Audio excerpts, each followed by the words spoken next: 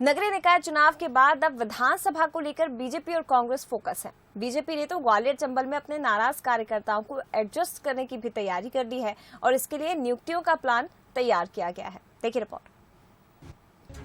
कार्यकर्ताओं के चुनाव में काम नहीं करने की वजह से बीजेपी को अपने ही गढ़ ग्वालियर में महापौर की कुर्सी 57 साल बाद गंवानी पड़ी। कार्यकर्ताओं की नाराजगी दूर करने के लिए बीजेपी ने संगठन में नियुक्तियों के साथ सरकार में भी नियुक्तियां करने का प्लान तैयार किया है।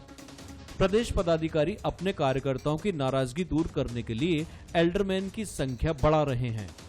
अब 10 लाख से ज्यादा आबादी वाले निगम में 6 की बजाय 12 एल्डरमैन की नियुक्ति की जानी है।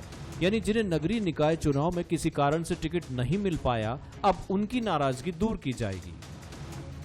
पार्षदों का रेशियो होता था, उसके हिसाब से तय होता था। 10% एल्डरमैन बनते थे। जब 60 हैं तो 6 एल्डरमैन बनाए जाते थे।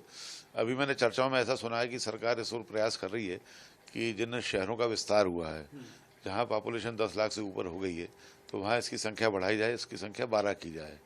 अगर 12 वरिष्ठ पार्षद बनते हैं तो मेरे ख्याल से जनता के बीच में हम ज़्यादा तरीके से अपनी उपस्थिति दर्ज करा पाएंगे, उनकी समस्या को समझ के उनको सुलझाने का प्रयास करेंगे। अगले साल मध्य प्रदेश में विधानसभा चुनाव होने हैं। 2018 के विधानसभा चुनाव में कार्यकर्ताओं की नाराजगी की वजह से बीजेपी को 15 साल तक सत्ता में रहने के बाद विपक्ष में बैठने के लिए मजबूर होना पड़ा था। हालांकि केंद्रीय मंत्री ज्योतिरादित्य सिंधिया अपने विधायकों के साथ बीजेपी में आ गए, मगर सरकार बनने के बाद भी बीजेपी के वरिष्ठ नेताओं ने कार्यकर्ताओं से दूरी बनाकर रखी। इधर कांग्रेस बीजेपी के प्लान पर चुटकी ले रही है। केवल सरकार उनको खुश करने का काम करती है। एल्डरमैन को न कोई अधिकार है और न वोटिंग राइट्स हैं। केवल अपनी बात सदन में रख सकते हैं केवल। लेकिन सरकार उनको ऑबलाइज करने के लिए, कार्यकर्ताओं को ऑबलाइज करने के लिए एल्डरमैन की नियुक्ति कर रही है और बता रहे हैं कि नियुक्ति पिछली बार 6 थे, इस बार 12 करने जा रही है।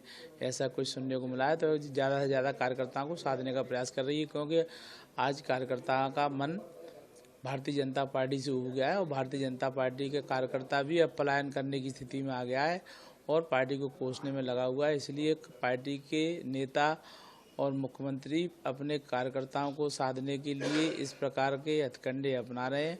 हालांकि इससे नगर विकास पे कोई हानि लाभ नहीं है। देखा जाए तो एल्डरमैन सहित बीजेपी संगठन में भी नियुक्तियां करने की तैयारी कर रही है। 12 वरिष्ठ पार्षद नियुक्त होना है, लेकिन दावेदारों की संख्या इससे कहीं अधिक है, इसलिए रायशुमारी का दौर भी जारी है।